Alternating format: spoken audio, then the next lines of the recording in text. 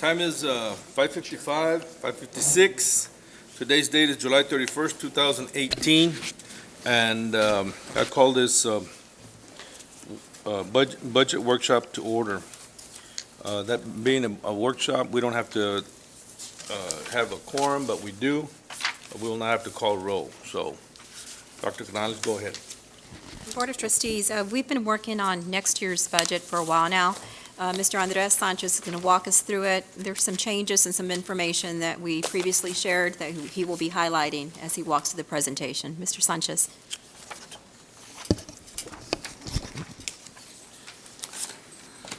Dr. Canales, Mr. Lopez, members of the board, this is the fourth budget workshop for the fiscal year 2018-2019. I'm going to go through it, but I'm going to, like I did last time, concentrate on the new items. There's some items that are major in the impact of the budget that I need to make you aware, and I'll get started. One thing that I mentioned before that I will mention again is the budget's at a preliminary stage. Even though we're finding out more information, we still haven't gotten everything that we need to know to make a good recommendation of the budget for the year. I had mentioned to the board before that the property values, certified property value would be released by the appraisal district on July 25th. That happened last week. When we got information from the appraisal district in March, they had given us a number of preliminary values of $2.411 billion of property values, of which I used $2.4 billion to calculate our budget. When the values came out last week, which I obtained yesterday, the values certified, which are the number that we need to use, were only $2,319,417,000. That is almost $100 million less in the valuation that we're going to use for the calculation of taxes. It is good in the sense that our community will pay less property taxes. What it doesn't help the district is that we have calculated more property tax revenues for our budget. And that has a big impact because besides local property revenue that we get, property tax revenues, we also get state aid. And also, one more item that I need to let you know. I've been telling the board that we're collecting on the property taxes every month. The collections are good. We're collecting more than we had budgeted, which is good for the current year. The problem is when you collect more this year, there's less to collect for next year. And for example, the current levy for this year, whatever not collected becomes delinquent for next year. Mm-hmm. The amount that I had used was higher than what it is right now because we collect so much. Now there's less to collect. So the revenues on prior year taxes for next year are lower.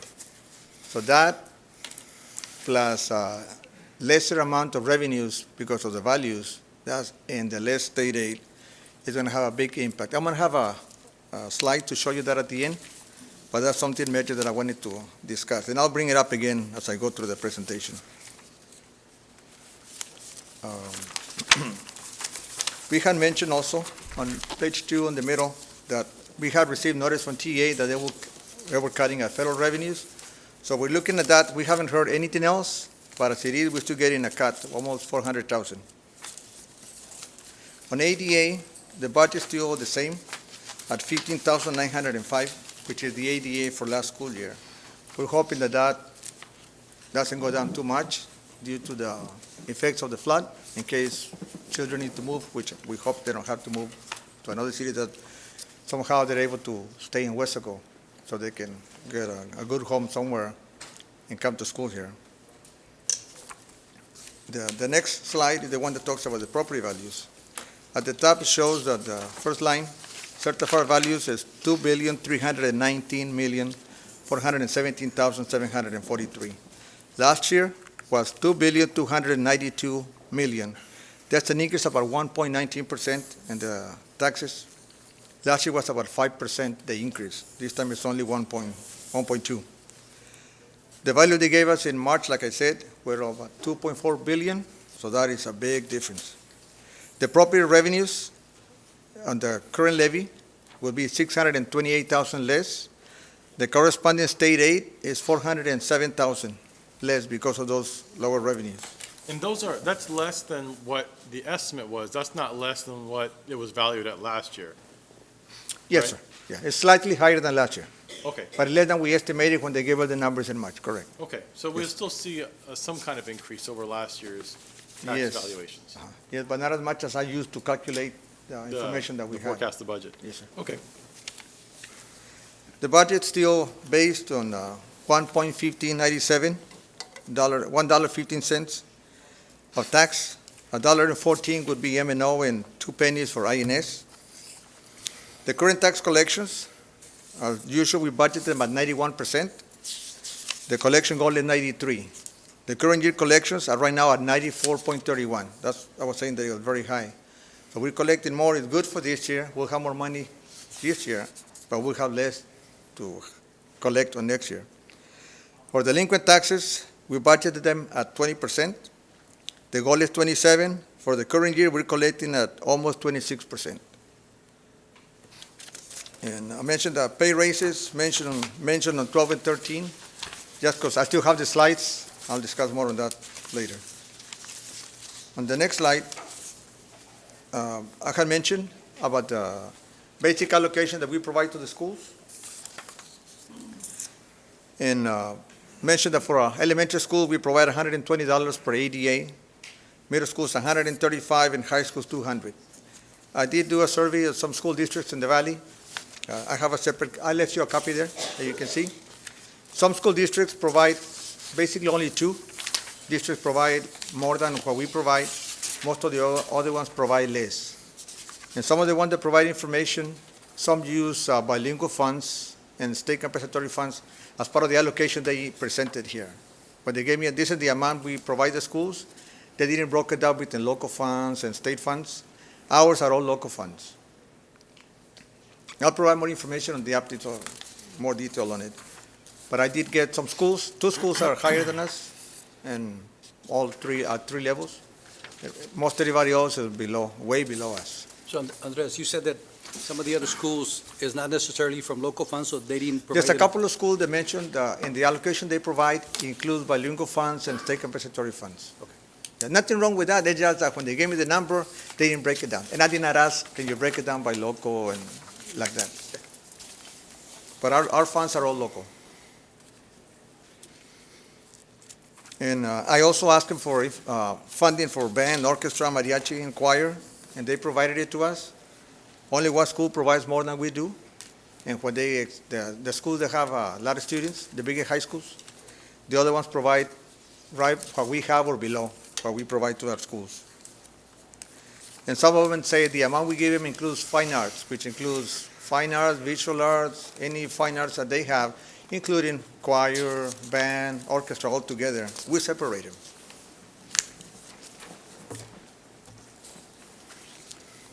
On page 6, on health insurance, this one didn't change. We're still looking at an increase of $15 on the district contribution per employee, from $470 to $485. And using the claims data through June 30, the current year, we still think that we will probably break even at the end. As we get information in July, which is when most of the surgeries and procedures take place in the summer, we'll find out how we really are doing. But right now, it seems like we will be okay.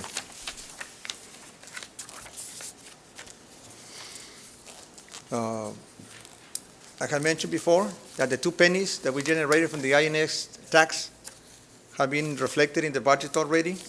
I did add to the budget the 6 resource officers that we had mentioned before when we talked about increasing the taxes, since we had mentioned them.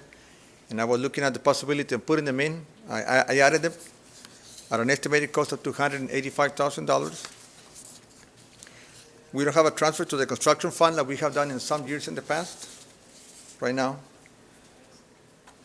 We anticipate that because of the additional tax collection we have in some other items, not spending some of the funds we have budgeted, that we'll have at least $2 million as a surplus at the end of the year, of which we'd like to add $500,000 to our undesignated unassigned fund balance to reach $18 million, and the rest will set it up as fund balance assigned for facilities for other needs that the board can use to fund other items next year.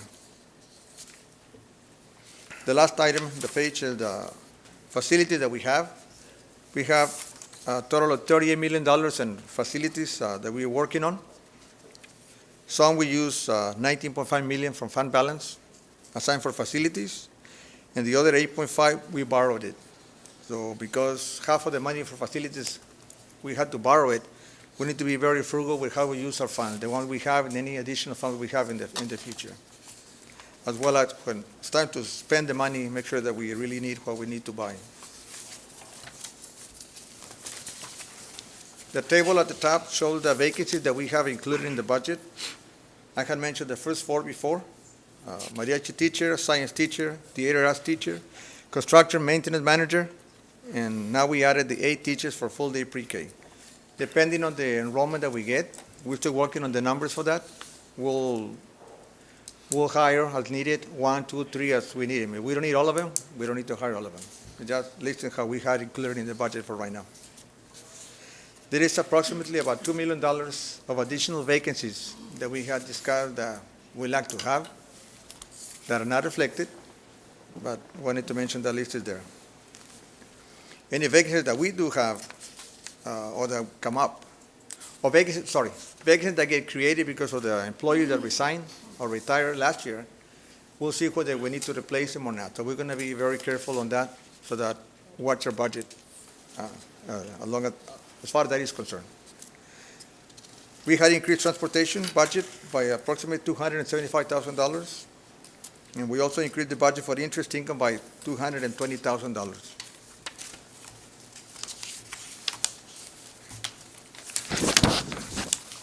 This is a required statement that I have to make. The state compensatory education budget includes enough funds to provide for accelerated instruction of students that are at risk of dropping out of school. This is the main reason we have the state comp funds. So for summer school for next year, there'll be enough money for summer school from state comp? We're looking at that, yes, sir. The state comp funds is their own budget. It doesn't get affected by the local maintenance item that we have. Correct, okay. On this slide on page 10, this is the one that recaps the financial effects of the tax property revenues items. On the first one, mentioned that on the June 28 workshop, we had included a budget that was balanced, and that budget included a pay raise in the general fund of $2,418,873 in the general fund. That is the pay raise that I had brought in at the beginning that we were looking at. I will recommending to decrease it because of the needs of the district, because of the budget needs that we had, then the flood issue, so we're going to have to reduce it, and I was recommending a much lower amount. But that budget back then included $2.4 million for pay raises. With the lower certified property values, which represents lower tax collections of the current levy plus the related state aid revenues, that's $1,035,000 less in revenue collections there. The fact that we have more collections of prior year taxes leaves less collections for next year. So we're anticipating $433,000 less in revenue between local and state aid because of that. The 8 teachers that we added for full-day pre-K represent $465,000, and the 6 resource officers, $285,000. That totals $2,218,000 that we did not have in the budget before. Yes. Andres, so bottom line, in simple language. Yes, sir. Simple language. If you hire all the ones that are here, you're in the red 2.2 million. Yes, and keeping the pay raise as we have it. Yes. That's what I mean. Yes, sir. So bottom line, you're in the red 2.2 million. Yes. Keeping the pay raise. Yes, keeping the pay raise as it is. Yes, sir. And hiring the resource officers. Yes, and the 6, if we hire all 8 teachers. And Yes. the 8 pre-K teachers. And so far, you've not hired the 8 teachers. No, we haven't hired. No, we haven't. And that's not taken into effect if we lose any students due to the flood. Exactly. Yes, sir. Yeah, that's slide coming up. No, not there yet. So everything stands the way it is. Again, just trying to understand this. Yes, sir. You're in the red 2.2 million. Mhm. And the only way to balance it is to go ahead and not have a teacher pay raise. That would be a way. Unless you cut something Yes, else. Rob, the statement of the budget says, I'd like to go back and look at even closer at the budget to see if there's any area that we can make some cuts, so we can recommend a pay raise. But the way you have it here, that's where it stands right now. Yes, sir, that's correct. So either you give the pay raise or you don't hire some of the ones that are here, your teachers, your resource officers. Yeah, some of the pay raise, not the full. Well, it's really the whole thing, Doc. Yeah. The whole pay raises or Yeah. go away with everything else. Yeah. Or he can cut some of these and hire them. Yeah, He can put on a hold the officers, for example. right, but that would only release, the 285. So it would be a smaller raise, not the full raise that's included here. So you have, Well, let's be optimistic and maybe No, the that's what figures are gonna be, you're gonna come in a I little. don't want to say yes, the full amount. Yeah. I'd like to go back and give you more have- information so we You have can. several options. Right, that's what I on the want to pay- do. We'll get to that in Yeah. a I have few to go back minutes. and check Yeah. and see where, make some cuts on what we put in. And maybe the values are not, maybe they need to be, And the appraisal, thank you for reminding me. I spoke to a gentleman at the appraisal district today, and he said they're gonna go back and review all the numbers they gave us, make sure that what the number they gave us is correct. Because they said, well, I know it's a big decrease of what we gave you, but there was a lot of property value protests that were granted, and that caused a big decrease. But we'll check them and we'll let you know. So I'm expecting a message from them, which I will let the board have as soon as I get it. I hope they had an error, so the values are higher than the last number they gave us. The next slide talks about the effects of the flood, which you already know. But I had mentioned that if students need to move out of town because of that, that will create another decrease in state revenue due to ADA, the average daily attendance of the students.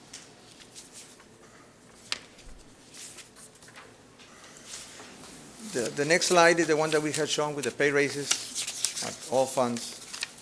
And then the other one for just the general fund. Those are the different ones that I had listed in there.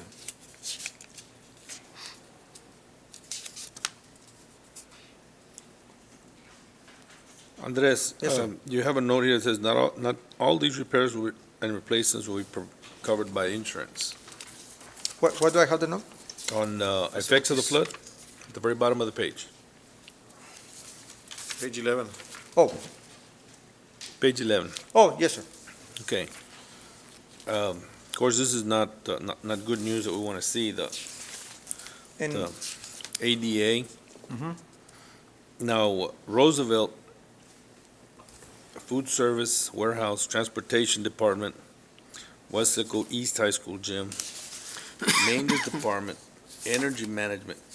You were in the process of looking for a loan to help the district through with this and get them through this tough time without having to affect our budget or our money. How's that going? yes, there's a process at the next meeting on the 13th. I'd like to bring to the board an agenda item to approve the plan, a sale, like we've done in the past, and the recommendation to select underwriters to sell the notes to get with the process. We approved the resolution, the board approved the resolution that any money we spend right now, up to 60 days before it got approved, we'll get reimbursed when we get the loan. Mhm. So we were looking at between 8.4 to 10 million, because we didn't have all the numbers yet, and we didn't know how much money we were gonna receive from the insurance company, because we discussed it. Because when we get that loan, that is not a loan that we can just pay off within the year. We have to wait at least 5 years, I believe, to pay some of it early. So they say, well, once you know how much money you're gonna get, then let's borrow less. Instead of the 10 million, borrow 7, 6, whatever you need. But that's going, on the August 13th, I'll have When will we Presentation. have an idea of what the insurance is going to cover and what the district is going to have to cover? As far as the property goes, Mr. Lopez, what we're looking at is, of course, deductibles, anything that won't be covered. Roosevelt has a higher deductible of $500,000 because it's in a designated flood zone. However, we do have 3 separate national flood insurance policies that will make up for that. The other departments for flood, we have a $100,000 deductible, and that's in the total. So right now, they're still evaluating the claim. We should hear something very soon. And as far as the fleet that we lost, of course, as you know, we're going to recover depreciated value. We're not going to get the money to buy a brand-new bus. So we're still working on that as well. So we should have numbers very soon. The sooner the better. Okay. Any more comments, guys, on this one? On the slide or in the workshop? Just on this one, on the flood.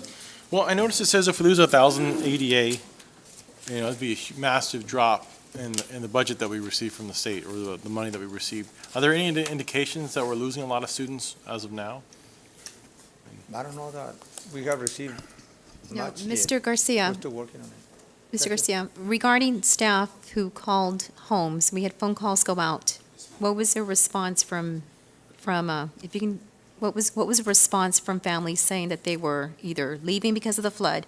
We did make the phone calls, as the board had suggested, to all the families that we knew of that were impacted by the flood. The houses got flooded, and had responses. And the responses for that, I mean, you shared with us that there were not too many leaving the district. Mo said, you want to share that? It was actually, we were surprised, and it was a favorable result.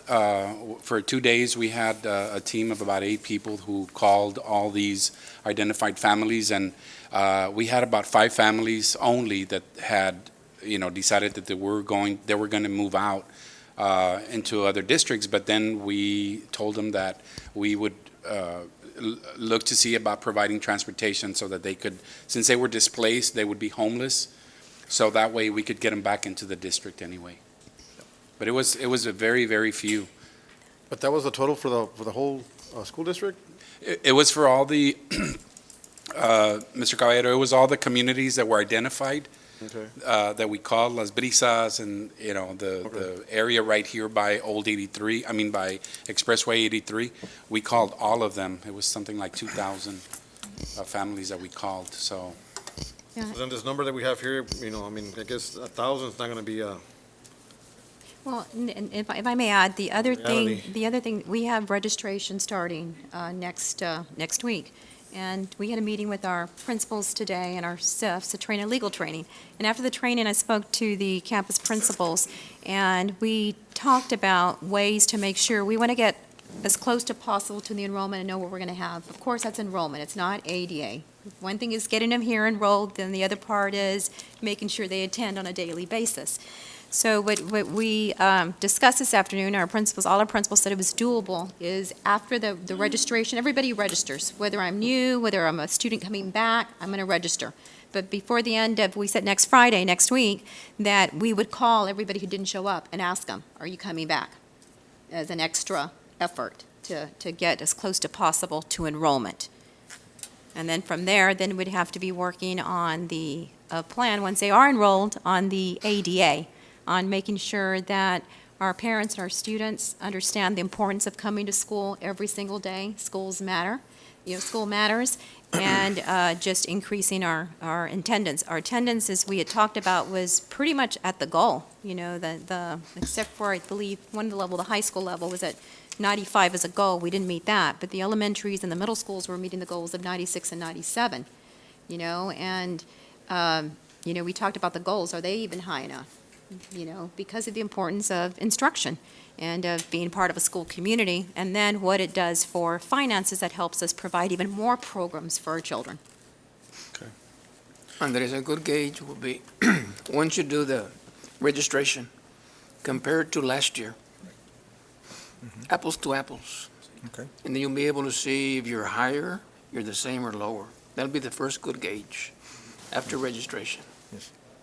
Now, will we have the budget before registration or after registration? before? No, budget, get approved till the 20th. Registration's next week, so. Or it's afterwards? We'll have an So idea. we'll be able to better adjust and We'll have know. an idea. Okay, going forward a little bit, federal aid, Texas aid, Nothing aid, yet. has anybody called, anybody checked? I had checked and with the Any first week that we emergency? were on the vacation, I spoke to the financial advisor and Mr. Joe Weslaco with the Mo Casing Associates, and they said the only opportunity that there is, or opportunity, a way of help from the state along the ADA is when districts have had to incur a lot of expenditures because of an emergency like what we had. There's an opportunity to raise the M&O tax without having to ask the voters, the community to vote on it. And it can be done for 1 year, and it's for the year after the calendar year when the disaster occurs. Like in our case, it happened in 2018, so we will be able to do it for the 2019 calendar year, which will represent fiscal year 1920. So for this coming year, it wouldn't help us. I was looking into that, and then they said, oh, no, wait a minute, it's not fiscal year, it's calendar year. So I said, okay. But Okay. Trying to. You get it have a deducted. list, you have a list here of where we got damaged. Roosevelt Elementary, we already know that will not be ready for occupancy the next school year, correct? Mhm. The kids have all been relocated, Yes. for lack of Yes. a better word, Assigned, yes. and, or reassigned. And, we've discussed that in past meetings, and it appears to be all working out. Is that correct? Well, it appears, yes, to be all working out. We did send the letter to the parents before the break, and we notified staff during the break, most staff, and finished with other staff this week about the new homes that they will have. Okay. Now, food service, that will be ready to go at the first day of school. Well, They've relocated the food service They're department. working somewhere else right now? And they're Yes. gonna start repairs next Okay, month? but this is only with Roosevelt. So Roosevelt, we're not even, Well, actually, the food service offices are located Part of that. inside of Roosevelt, so. okay, Until the first semester, December? okay. So all the other items will be okay. Correct? All the other, what you said? Yes, All the other items, we're good. yes, sir. There's no extra money that we're gonna spend, or the budget's not gonna be affected. Other than getting Fleet. items in time, like Okay. buses, we should have them by the day school start. Pickup trucks for maintenance department, those, we're having a hard time. We were only able to buy 2 the next day after the meeting, but the other one would take from 90 to 150 days. We're looking at leasing pickup truck. We found 2 vendors that are ready to lease them, so we're gonna be Okay. looking at the offer they have. Okay. So we can get them vehicles to move, because right now they cannot go repair places because they don't have vehicles to move in. Go ahead. The next 2 slides is the pay raise information that I was discussing. The next slide is on the INS fund, debt service, that's the one where we deposit the taxes collected from the INS fund, and this is used to pay bonds. The amount that we have, we're transferring into this fund 900,000 from the local maintenance fund, so that with the fund balance we have there and the revenue we collect in taxes and state aid, we pay the bonds for next year. So at the end of next year, we should have about $120,000 left in the fund balance of that fund. So far for next year, that one's okay. That is slide 14. And the last 3 slides don't have any changes, the one for ADA, the one for enrollment, and the one for the tax rates for the last 7 years. The board have any questions? Mr. Sanchez, on Yes, the proposed pay raises, you had said that the last meeting we had, or you had budgeted 2.4, or it would impact the budget 2.4 million? For which proposed pay raise would that be? Well, I had, those are on pages 11 and 12 and 13.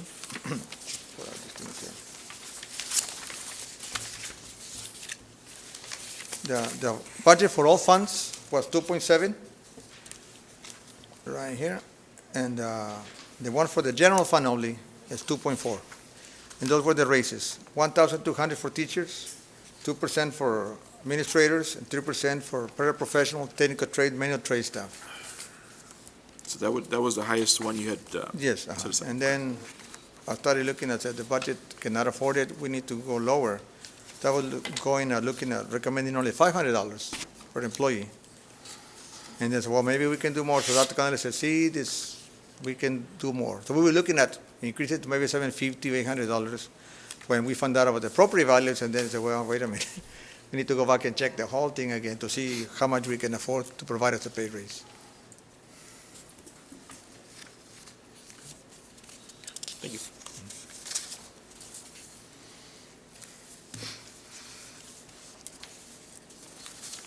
Anybody else? Andres, good job making everything very clear for us. It's a very straightforward presentation. I Yes. appreciate that. Thank you. And we know that the numbers you're getting hit by different things on different sides. Now we got hit with the property values. Yes. So, I mean, we have to, like you said, be frugal going forward. Yes, sir. And, we need to understand that, that some of the positions that are asking to be filled, that we're being frugal and seeing what our enrollment is gonna be. Is that correct, Doctor? For enrollment and for AD, and then we'll work with AD. So I know that you're going to be very busy these next couple of weeks before we get this budget going. So you're doing a good job. Thank I'd you. like to say that, I look at these numbers and it looks like, we're in a tough spot right now. But sometimes when you have a challenge like this, it's a opportunity to be creative and to innovate and, to really, I guess, look at the programs and find out how we can fine tune them to make them more efficient. And I know that you and your staff, the administration, are capable of that. So I think feel free to get as innovative as you can. I echo what Mr. Patrick says, because, it's tough because what we've gone through, but I think, the staff for WISD will understand, the position that we're in, so we'll go forward. Very important to watch our ADA and our enrollment. When do we expect the next budget workshop to be? I had a plan for August 13. August I 13th. hope to have better information for you so that we approve the budget on the 20th. The 20th is a public hearing.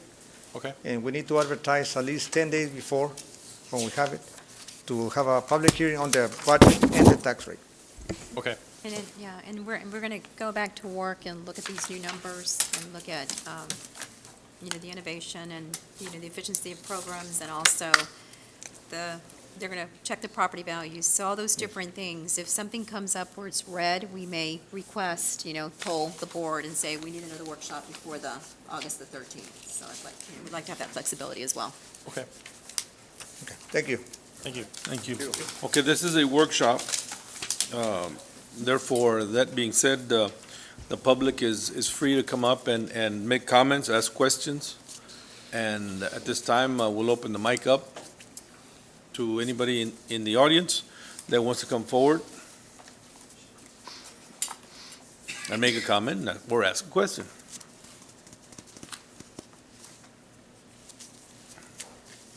And again, the mic is open to any comments or questions.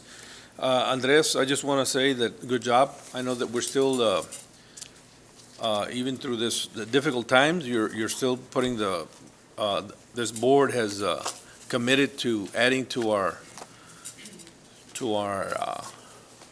Fund balance? our fund balance. And you were able to do it again, even though we're going through this hard time, in preparation for harder times. So thank God that we're able to do that, and through your good work and your staff's good work and all our staff. principals and teachers that we're watching our money, and even though we had this storm and this tragedy that happened to not just to the school district, but the whole city of Weslaco, our schools will be ready come day one, and our students will be well-educated and ready to go. So, thank you so much, Andres, Yes, sir. and all staff that were involved that are involved in the day-to-day operations of this district. Dr. Canales, thank you so much. And there's So- one last question. Yes, sir. Look at your budget. Yep. And see where it is you can cut. I know in there has to be a little fat somewhere. Maybe you can cut enough to be able to keep what you have and keep the raises. That's what we're Look gonna at do. it very, very carefully. Where can you cut? Yes, sir. Or some raise. So, You can do it. Like they're saying, difficult, but not impossible. just tell them to give you a call, Doc. All right. Okay, so we've opened the mic, nobody's come up, so at this time, it is 6:30, and we will close this workshop on the budget for the next school year. We have a meeting that will start now. Does anybody need a break? No, let's go. I need about a minute and a half, Okay. maybe less.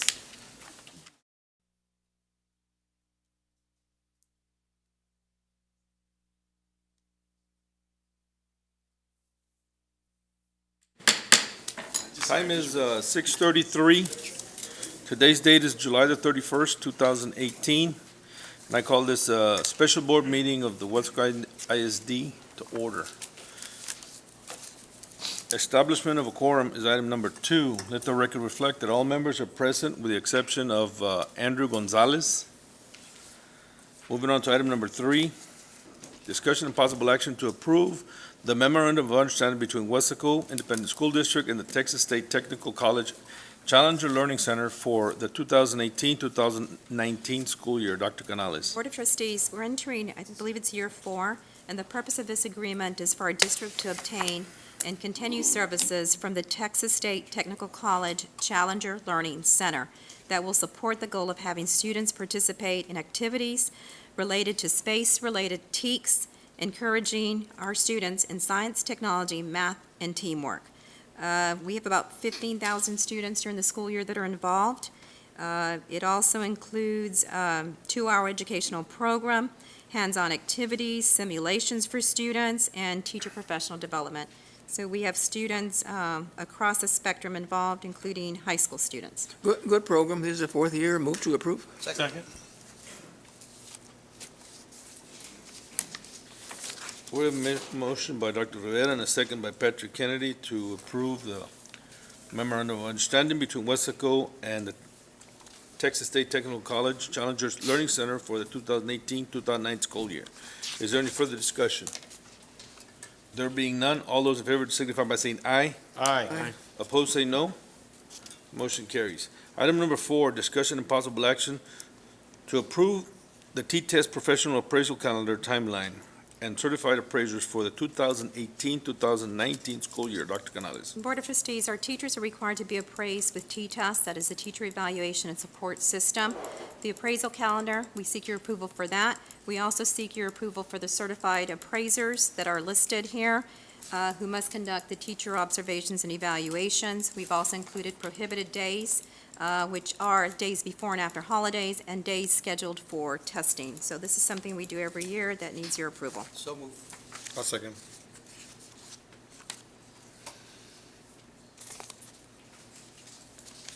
We have a motion by Isidoro and a second by Oscar to approve the T-Test Professional Appraisal Calendar timeline and certified appraisers for the 2018-2019 school year.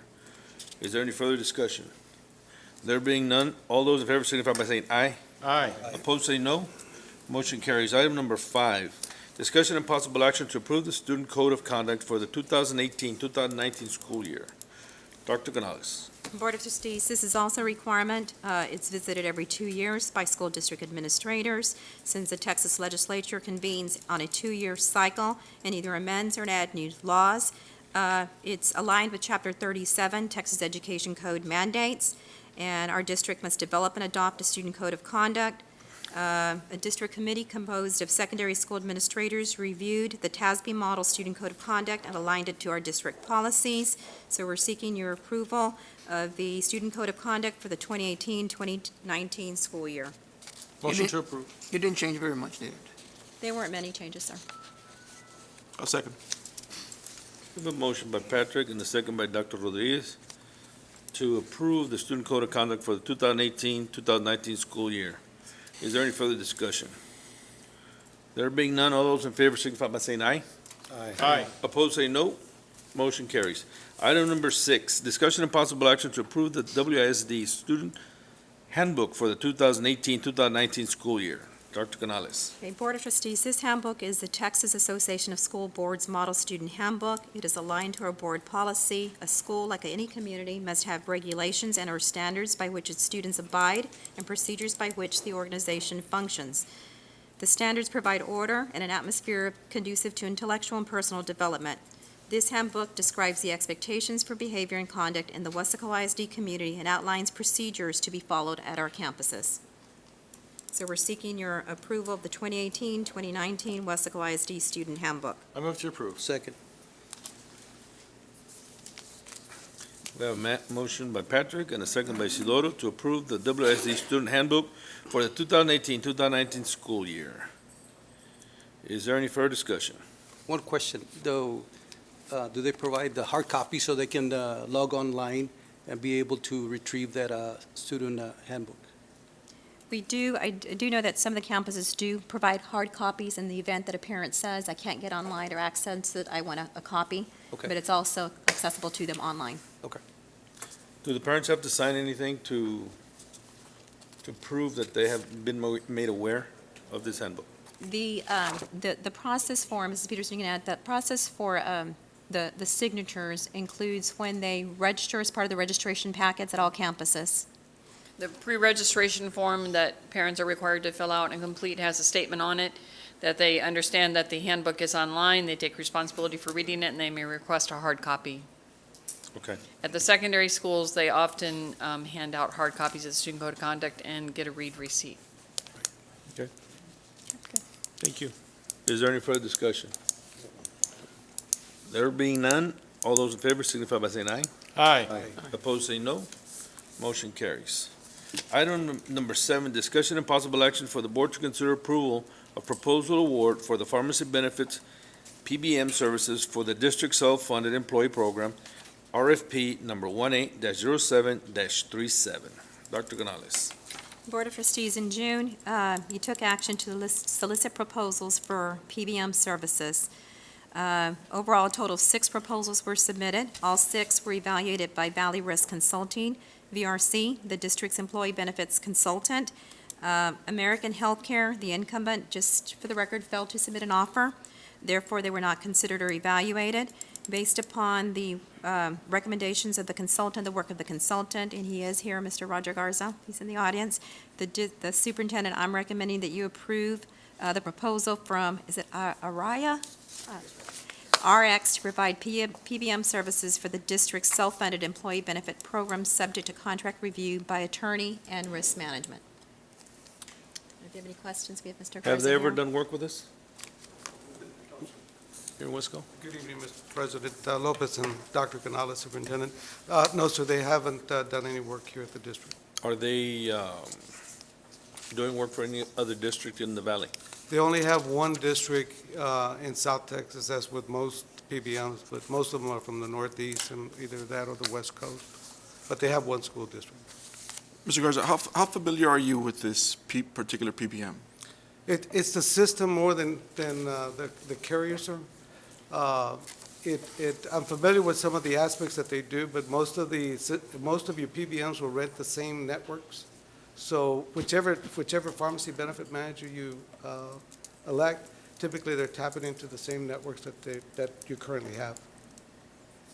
Does it, I went online real quick, before the meeting and just trying to get some more information, and I couldn't even find a website for this company. I know that's not, the tell-all, but just concerned, does the size of the PBM concern you? Is it something that we should have, a little more knowledge about it before I'm just afraid we're going back to what we are leaving, and are we really improving our PBM? What you want to, the most pressing concern that we press is, and we evaluate it when we put it in a ranking scale, is the network. We want to make sure that the networks, the pharmacies that you currently have, are in that network that they're accessing. So most of them are accessing MedSpan. So as long as they have those networks in there, your HEBs, your Walgreens, your CVSs, your Science pharmacies, your Lee's pharmacies, or any other local pharmacies for that matter, you want to make sure that your employees, there's no disruption when they go and get their prescription drugs. So what we try to look for is the bin number. So if the bin numbers are active, then we have an active PBM. If the bin numbers are inactive and we attempt to access them and they don't activate, then we have concerns. In the past, we've seen PBMs come down from either the West Coast or the East Coast, and they give us a network that has no bin number where we can access it. So we start grilling them, trying to make sure that those bin numbers are active. Without a bin number, we can't access a reimbursement. So if it could be any network or it could be any PBM, But typically, most of your network, for the exception of maybe Express Scripts, will be cross-referencing their networks. Now, does the size of the PBM, do larger PBMs, are they able to get us better pricing, prescription drug pricing, better rebates, similar to what a Blue Cross can do over, some Sure. other smaller insurances? In terms of how they purchase their drugs by bulk, of course, you could have, most of the larger PBMs tend to charge a little bit more because they're accessing, they have their own MAC list that they like to enforce. And when they do that, they actually put us in a position where we're going to be paying a little bit more for those particular drugs and probably less for your brand name or non-formulary drugs. So we try to watch that MAC list. The MAC list is what drives your cost, in as much as your ingredient cost. So when we advertise, we try to get them to give us a copy of that MAC list. If we don't have a copy of that MAC list, which is the maximum allowable cost for generic drugs, we don't have a viable contract. And it frightens us if we don't have that price on either a monthly basis or a quarterly basis. So if you ask me if the size of the PBM matters, it does, but more importantly, it's that document, that maximum allowable cost that frightens us most. Now, on the specialty pharmacy, who handles the specialty pharmacy? Every PBM contracts either one or two of the specialty pharmacies from, of course, most of them are in Kentucky or in Connecticut, but they get their prescription drugs mailed down here for the specialty, only for the specialty. And I think it identifies only about 7 of them, maybe 8, that'll affect that. But it's typically, right now, it's affecting about $15,000 to $20,000 a month in your prescription drug costs. Yes, we do. Yes, we do it local as well. And the prior authorizations, who makes the final say on that? Well, the prior authorization is something that you would have to, we actually would administer here. If you have, there's certain levels. I don't recommend level 1 or level 2 because those are your low-lining drugs. Those are the drugs that cost $30. They cost you $35 to get a prior authorization. So it really is not worth it. So it's the drugs that are typically going to cost you $500 or $600 that you would want a prior authorization to determine whether it's actually beneficial to the patient or to the district itself. And that's what we currently have in place, Doctor. Now, in the contract, do we specify, what we're going to be paying for, these different level of medications? Well, To avoid any surprises, Definitely. We try to get a price list. Like I said, the MAC is what drives the cost. So we try to get that in advance before we even execute any agreement or agree to any agreement, or even send it to legal counsel. But once we get that, and now we have it in place, and it's valid for 90 days. Roger, pharmaceutical benefits, are they regulated by the insurance agency or by anybody? Well, I'll tell you what one senator out of New York said 2 years ago. They regulate the mafia a lot tighter than they do pharmacy benefit costs. So it basically tells you that there's nothing out there that regulates it except how much the customer is willing to pay. If I was to go on the Better Business Bureau and look up this company, would there be any flags out there? Will there be any, sir? Any flags? I don't believe so. I haven't looked at it, but I wouldn't believe so. Okay. Okay, but that is your recommendation to? That's my recommendation based on the matrix grid that we did, that they came out number 1. Okay. Mike, you got any input, or? I'm sure you probably did this together and. Yes, I'm comfortable with the recommendation. There's actually 2 companies that I am comfortable with, but Mr. Garza said, made the recommendation. I checked with the other district that they're doing business with. They don't have any issues with them. They are happy with them. So Where is based this on at? The district? Sherryland. Sherryland? ISD. Okay. Okay. But, quick question, the amount of proposals that we got, is that pretty normal, for a response for this type of RFP? And that's a very good question. There's 9 independent pharmacy benefit managers, and there's 5 that are owned by the insurance carriers themselves. So typically, there's 14. But what happens there's a lot of consolidation going on right now in the industry. So basically, what you're seeing is what's the net left effect of what's going on in the industry. So there's a lot of pharmaceutical companies buying out PBMs, PBMs buying out other PBMs. And then there was the pricing. Yeah, and then you got the price. So we had 5 proposals, and that was the best one? We had 6, and one didn't actually qualify. Oh, They were 6, yes. actually wanting to do something else other than PBM. We had 5 that were left. We felt that, we went through the process of qualification, is what we call it, not elimination, but one of them wanted to only have one pharmacy to allow you in.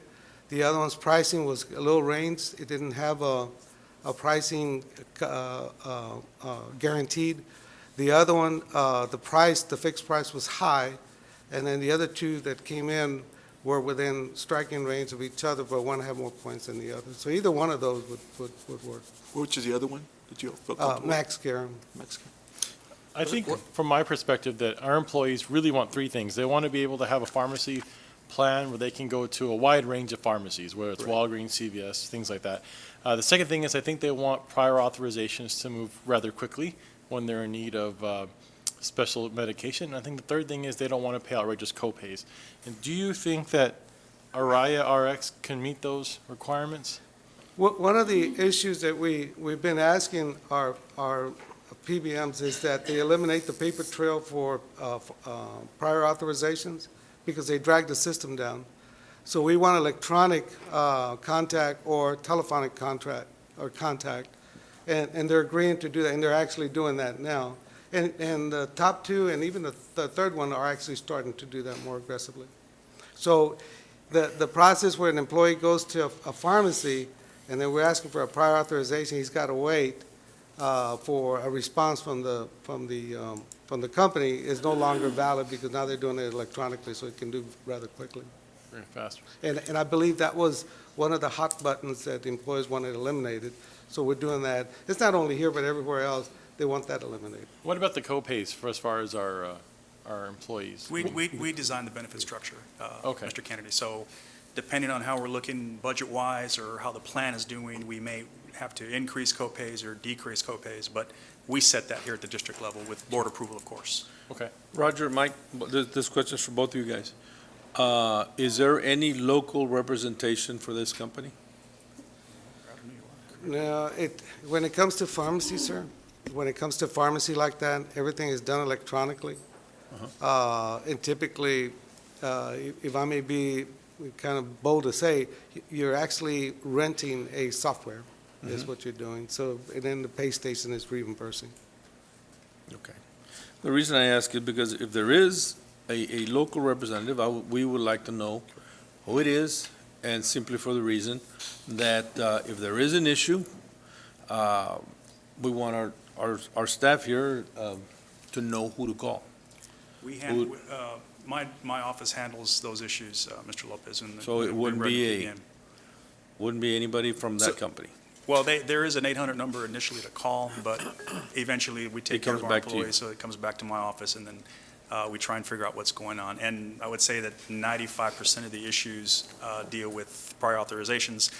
95% of those issues, the issue is there's something, waiting at the physician's office to sign and fill back. I'm sure, Dr. Rodriguez, you don't do that, but. Okay, years back, we had gone with the pharmacy benefits that did not work out for us, and I believe we were able to switch out mid-term. Yes, sir. Are we going to, do we have that option? Ivan, have you checked that contract to make sure that we have an out? Yeah, I haven't seen the contract that's being proposed. I reviewed one in Sherryland about 6 months ago or so. Yes, sir. Yeah. So I don't recall, but I know, we typically try to have generous terms for the district. That's Right. what I look for. But we will be able to opt out Absolutely, if our employees start having difficult times and getting their medications or whatever happens? It is possible. I wouldn't recommend that that happens unless there's some financial shenanigans going on like we had a few years ago. Right. But typically, anything that we have, we can make adjustments to as far as prior authorization levels, anything like that. But we have to also understand that, there are so many drugs out there, and you see the commercials every day. There has to be some type of control and regulation. I can't go in as a recently diagnosed diabetic and get Trulicity. That's just, it's just cost prohibitive. You'd have to start with a metformin and then kind of work your way up. And that's what it is. It's a cost-saving mechanism for the district. No employee is not going to go without their medication. They will get some form, but if they need a high dollar drug, because at the end of the day, we pay the cost. And I was showing Dr. Canales some of the reports yesterday and how much the district funds or pays for these drugs. So we do have to do our due diligence and make sure that we are doing the taxpayers, as you are the trustees, of course, that we're making sound financial decisions, and at the same time, giving our employees the benefits that they need, so. I get hit with generic drugs all the time. No, that's what I get. Mike, one last question. If there's no local representation, how does a small PBM company like this from New York, how do they, where do you post these RFPs? Is that? If I may answer your question, they don't have it local, but they do come over and do presentations for the board. You can request them monthly, you can request them quarterly. I typically recommend that the first 3 months or 4 months that they be here at least twice or 3 times, so that you can understand their reporting system. My concern is always the reporting system. We need to have transparent reporting systems. I would hate for the district to get a report where it said they paid a pharmacist $100, and if you ask the pharmacist how much he got reimbursed, it's $25. Those are the spreads. We disapprove of that. We don't condone it here. If we find out that they're doing that, we put them on notice, and then eventually, if they don't correct the issue, then we recommend termination. So we don't believe that the employee and the employer should pay more than what is being reported to the employer. So we try to recommend that. And those are issues, you bring up some valid questions. You should always have the representative here at least the first 6 weeks so you can understand how they report their costs, and then have them provide you either a quarterly report or a semi-annual report, whatever makes you feel comfortable. Were you okay with the incumbent, the one that didn't submit a proposal? Any problems with the incumbent? No, Dr. Rivera. Do you know why they didn't submit a proposal? Apparently, they missed the deadline. Okay. That was a mistake on their part. That's what they expressed to me. And the deadline that we need to approve something is when? By when? I'd appreciate if the board took action today because. Move to approve. I'll second.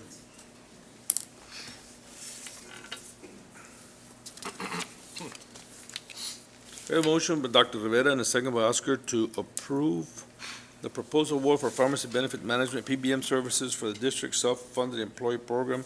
And it is going to, what company was that? Aria. Aria? Araya. Oriya, company from New York? Hope it's not like hot sauce. Okay.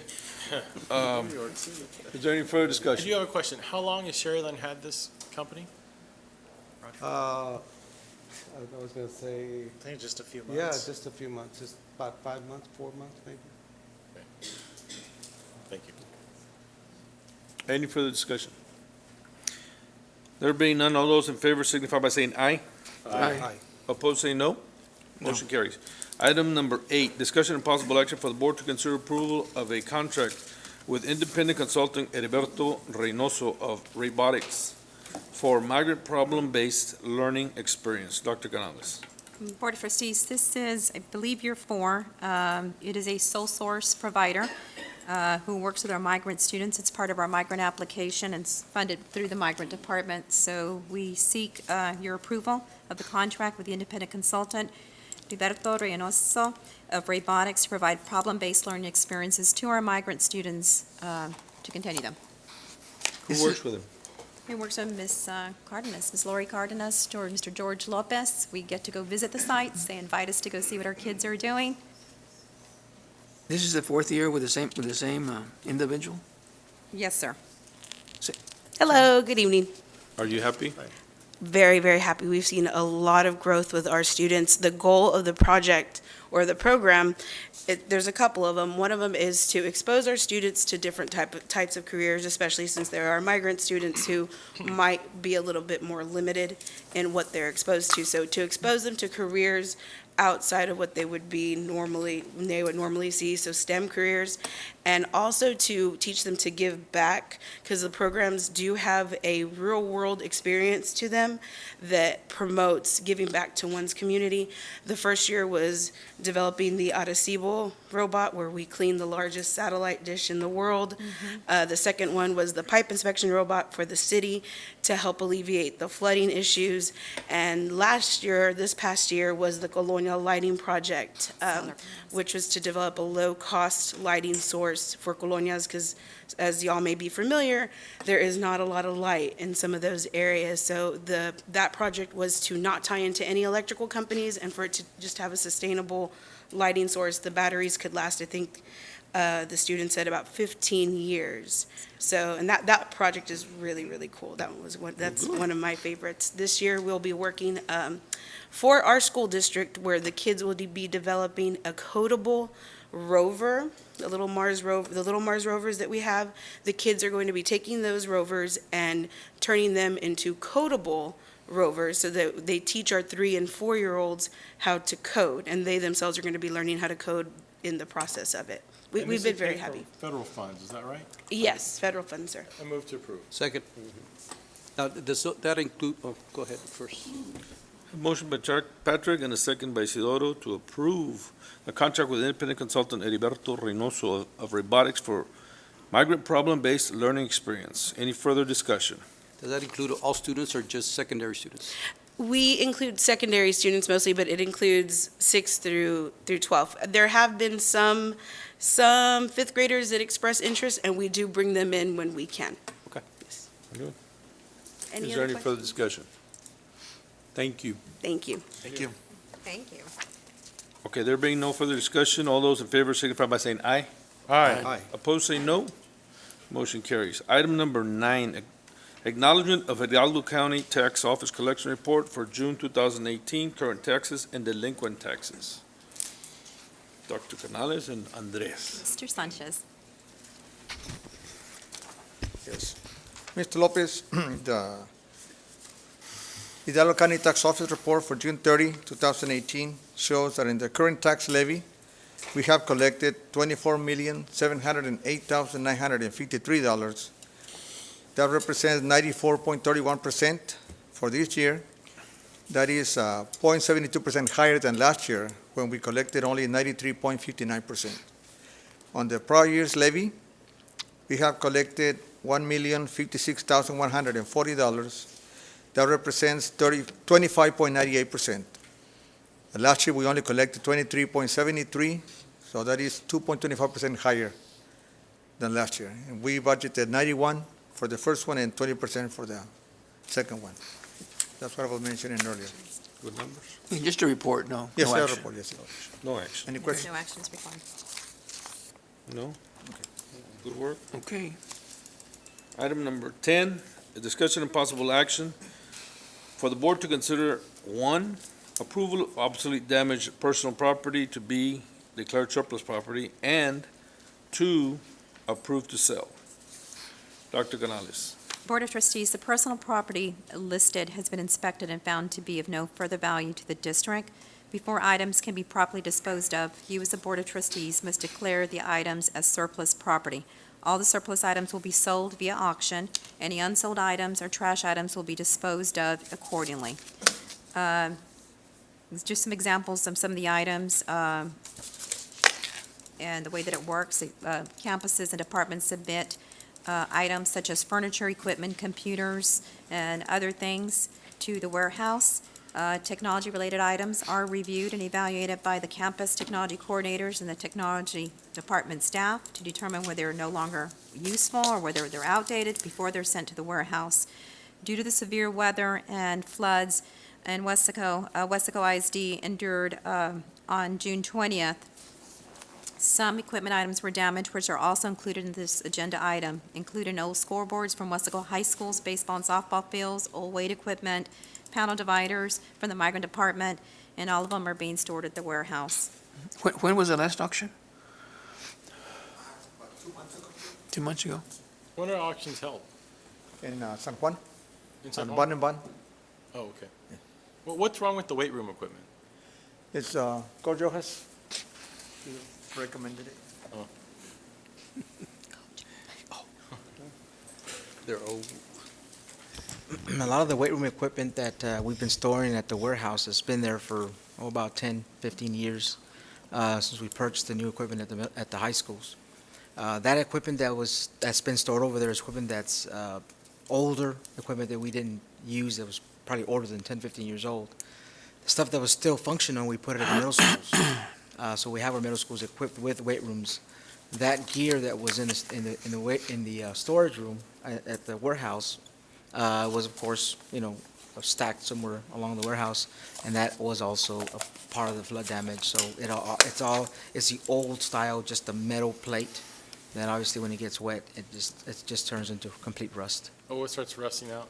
So we're talking like power racks and plates? We're talking things about like that? plates, dumbbells, things of that nature that were they're about 15, maybe 20 years old. What were the proceeds from the last auction? The one you had 2 months ago, how much did you bring in? I can provide that information, I don't the remember update. how much it was. Do we have anybody that goes out there during the auction? Just to observe? We had some of the staff at the warehouse to go on and off. Some of the who? Some of the staff at the warehouse go, yes. Oh, they- Mr. okay. Mr. Peña's here. Good evening. Good evening. I personally haven't been there, gentlemen, but our supervisor's been out there to witness and sometimes partake in the auction as well, so. I guess I need to ask this question. I'm going to ask this question. I'm going to ask, do y'all have any idea what our computers go for? The old computers go for? And I'm assuming they go pretty cheap? Yes, sir, they're sold in lots, $8 to $10 a pallet. Okay. It's scrap. Are we guaranteed that those computers are scrubbed, cleaned, there's nothing that's going to come up, there's no personal information, nothing? Or should we insure ourselves by destroying those computers if they're obsolete and not worry about the $8? Okay, that's a Mr. Carlos Martinez. There's so much stories on the news that come out about computers being bought at auctions and having information on them. Normally, we pull out the hard drives, and that's where all the information is stored. For sure, if it's an administrator machine, we make sure that it's wiped. Any business office or any department, we wipe those. But student computers, a lot of them don't have any personal information because it's all stored on our Google account. But we usually grab the hard drives and reuse them, repurpose them. When it's damaged, unusable, then we let it go. Ivan, can we as a board find out how much money was made through the sale of those computers, and then make a decision whether we want to, if it's $25, $30, and then make a decision whether we want to sell them or destroy them? Sure. Yeah, you don't have to authorize the sale of computers, or you can limit it to certain circumstances, but yeah, that's the prerogative of the board. And that's only for safety, from not only for the board, but for the personal information that could possibly be in those computers. If some or one of those hard drives stays in there, or those, I know those computers have some way, I know that if the right person gets a hold of them, they'll find whatever's been in there. So, We can destroy it. Yeah, we can destroy the hard drives. I mean, we can get all the hard drives and destroy them properly, but the only thing that concerns me is that if we're making $50 for the sale of 100 computers, and yet putting the district or putting one person at risk of theft, identity theft is not worth the $50. You know, so I'd like to know what it is that the district is getting for those obsolete computers that have been in storage and that some guy will get their hands on, and they do, because it's been all over the news in the past. That people have bought computers at the flea market, and look at what we found. Ivan, can we make a recommendation, approve the recommendation, but excluding the computers? Yes. Because there's like 275 computers in there. Everything else is desk and Right. other. Large bulky items. Right. Can we- Yes, you could. Okay? Okay, But so- you really need to get rid of them. You can't have them in storage. No, but- I mean, Destroy them. The hard drive, then. just, Or we could just pull the hard drives and get rid of the So- chassis. How So- much do you think we make on selling those computers? Not much. Yeah, and that's So about, I'm starting to think about the labor cost of loading the computers, the transportation cost of taking them to San Juan and then unloading. We're probably losing money on transferring the computers anyways. we average about $2,000 per sale. Oh, Everything, right. Everything. So you're right, you don't get much in return from, but So I move to approve the recommendation, but excluding the computers. Second.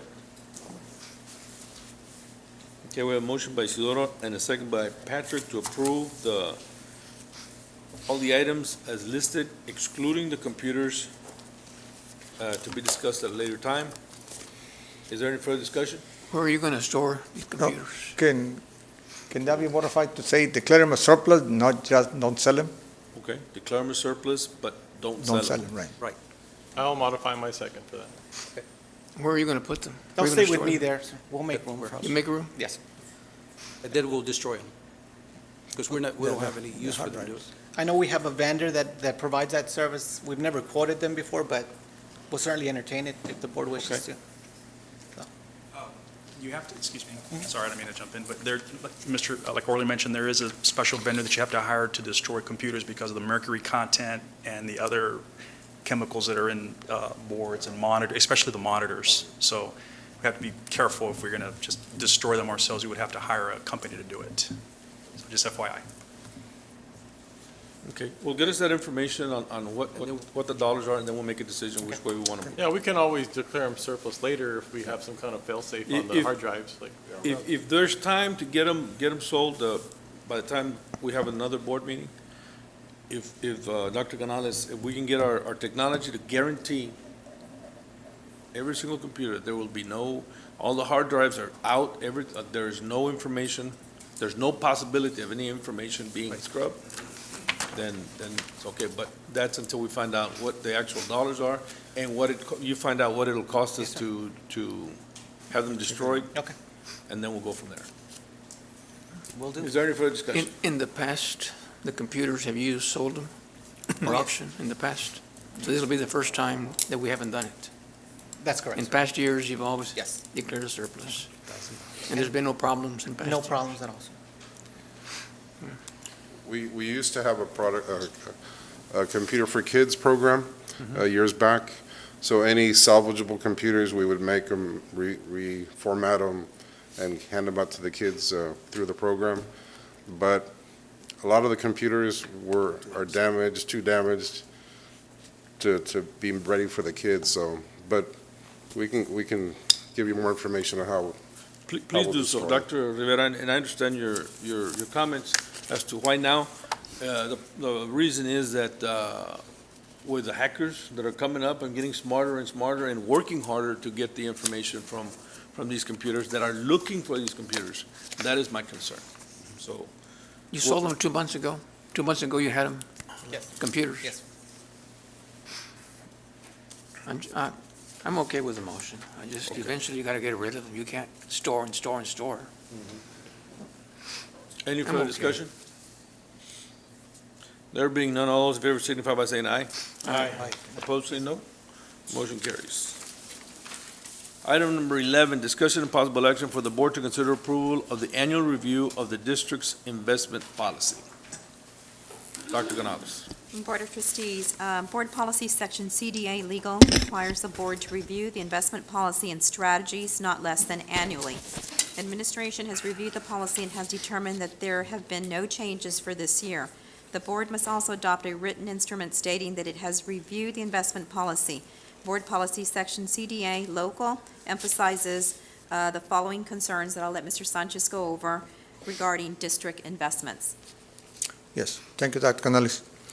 On that investment policy, the main three items that they want us to address, because of in the past, there were some investments that were done and items that were not producing any money, the junk bonds and other items like that, that governments lost a lot of money. So they came up with new guidelines as to what to do. And they emphasize that safety in the investment management of the funds of any governmental entity, the liquidity and the maturity. For example, that we're able to access the funds when we need them, and that they do not mature more than a year, in our case, and the diversity that we have from different sources of investment. At the current time, all our investments are in pools, investment pools. We have 3 pools, and we have them in all 3. I present a report to the board every 3 months to address that part. And the rates are good. They're better than last year. For example, on the first public investment pool, for as of June 29, the rate was 2.19.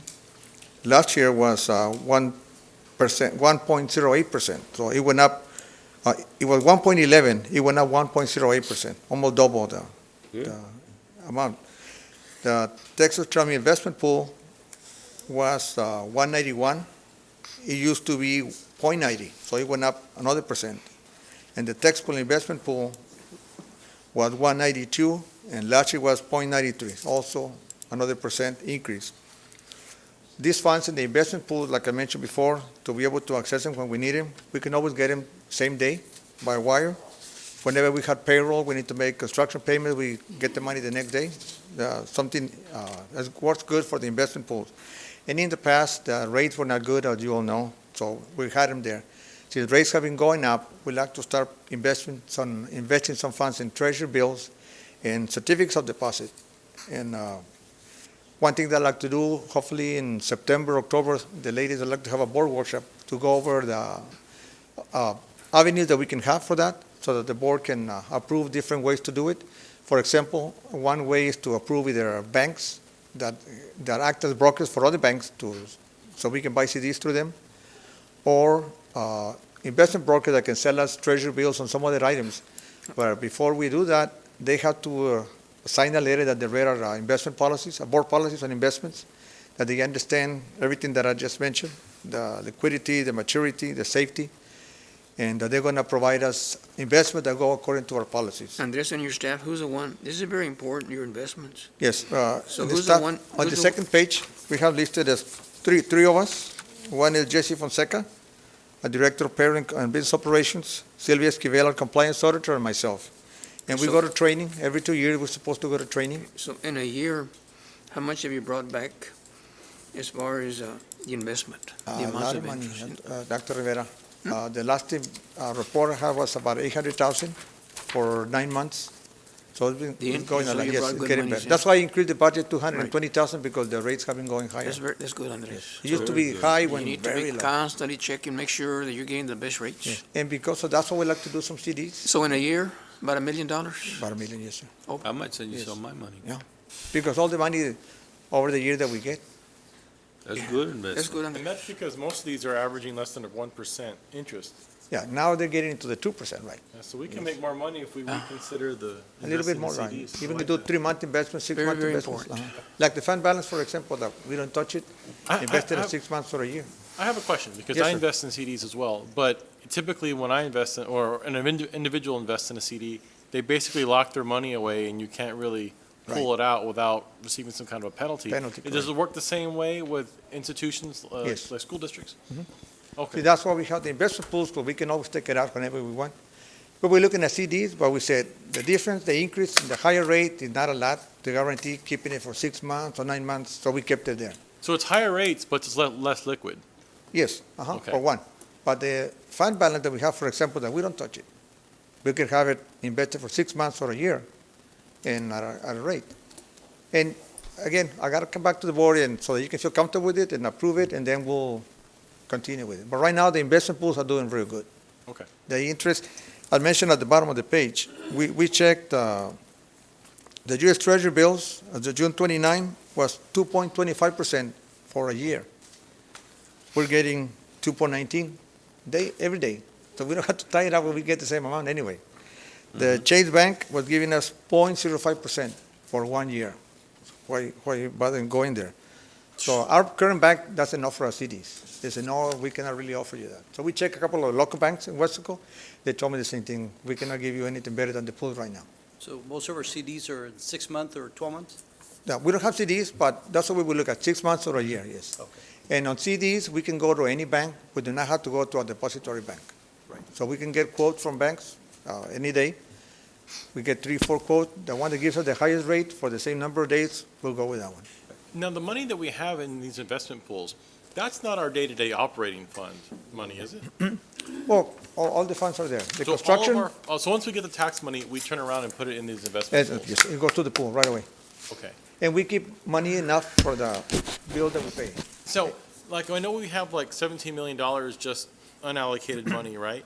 Is that those funds in the investment pools right now? Yes, sir. No, everything's the investment. We only keep $4 million at the bank. Okay, so As it's part of our possible contract. then these unallocated funds, we could really sock them away in these CDs and make Right, some that's what I was good saying, yes. money off of it. Yes, if we can get a good rate, we can tie them up for up to a year or 6 months at least. Yeah, okay. I like that idea. Good? That's being frugal. So these revenues are already in your budget?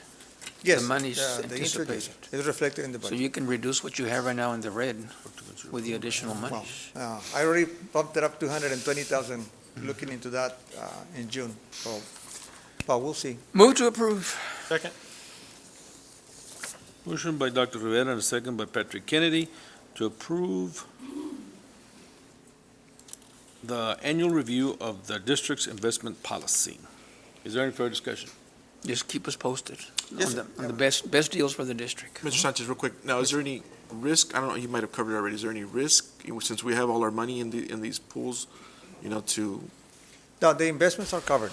There's no problem with that, yes. That's why they're in the pool, because all school districts, cities have them in those pools. covered. They're protected, yes, sir. so it could only, And if we go somewhere else, like CDs, we have coverage of up to 250,000 for FDIC coverage, so we would invest about 243, something like that. So the interest rate, the interest income doesn't go over the 250. They will be limited to that amount per bank. Yes. Any further discussion? All those in favor signify by saying aye. Aye. Opposed, say no. Motion carries. Item number 12, discussion and possible action for the board to consider approval of district employee compensation to be included in the budget for the fiscal year 2018-2019. Dr. Canales. Board of Trustees, we're going to ask to pull this one based upon the budget workshop so we can go back and work the numbers. I think that's fair. I'll move to table the item. Second. A motion by Patrick and a second by Isidoro to table the item number 12 on the compensation plan for the budget fiscal year 2018-2019. Is there any further discussion? There being none, all those in favor signify by saying aye. Aye. Opposed, say no. Motion carries. Item number 13, closed meeting to discuss A, personnel matters, Texas Government Code 551.074. Item number 1, employment of personnel. Number 2, resignations. Number 3, deliberation regarding the appointment, employment evaluation, reassignment duties, discipline or dismissal of a public officer or employee, Texas Government Code 551.074 and 551.071. Item B, conduct level 3 grievance requested by parent JS pursuant to Weslaco ISD policy FNG local. The time now is 7:22, and this board is going into closed session.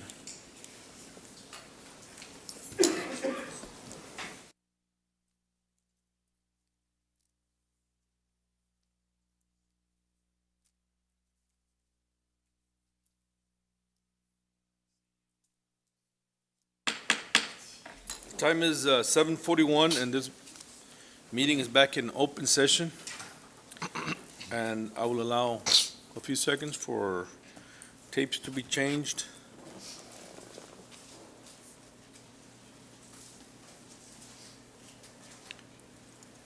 Okay, we are in open session now, and we will discuss the items that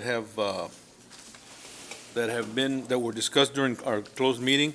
Let the record reflect that Oscar Caballero left the meeting at 7:25. And the first item that we have coming back from closed session is item A, Personnel Matters, Texas Government Code 551.74, discussion and possible action on new employment. Dr. Canales. Board of Trustees, I move that you approve the employment of personnel as discussed in closed session. Move to approve. Second. A motion by Patrick and a second by Isidoro to approve the employment. All those in favor signify by saying aye. Aye. Opposed, say nay. Motion carries. Item number 2, discussion and possible action on resignations. Dr. Canales. Board of Trustees, I move that you approve the resignations as discussed in closed session. All those in favor of approving the resignations, do so by saying aye. I'll make a motion. That's right, I need to go with Second. motion. I want to get out of here. Patrick, sorry. Okay, we have a motion by Patrick. Is there a second? Dr. Rodriguez. Okay, we have a motion by Patrick and a second by Dr. Rodriguez to approve the resignations as presented. Is there any further discussion? There being none, all those in favor signify by saying aye. Aye. Opposed, say nay. Motion carries. Item number 3, deliberation regarding the appointment, employment, evaluation, reassignment duties, discipline, or dismissal of a public officer or employee, Texas Government Code 551.074 and 551.071. That is a non-action item. Is that correct? Correct. Okay. Okay. Okay, the time now is 7:44, and this board will go back into closed session to hear grievance requested by parent at JS pursuant to Weslaco ISD policy FNG local. I'm going to ask that anybody that has no involvement or anything to do with this hearing, please step out so that we can hold this grievance.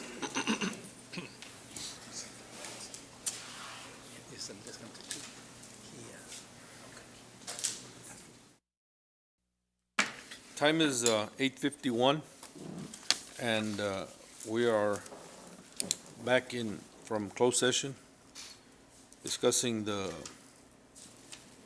grievance. I need to allow a few seconds for our staff to change a tape and so that we can move forward.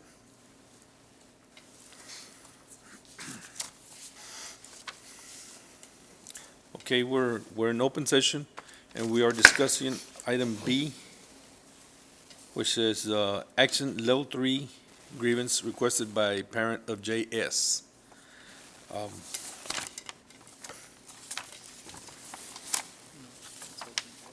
There is no motion on this grievance at this time. We will, though, instruct our superintendent, Dr. Canales, to set up a meeting and discuss the issues with the parents. And that is what we have for now. Time now is 8:52. And the next item we have is item number 15, adjournment. So move. 8:52, this meeting is concluded.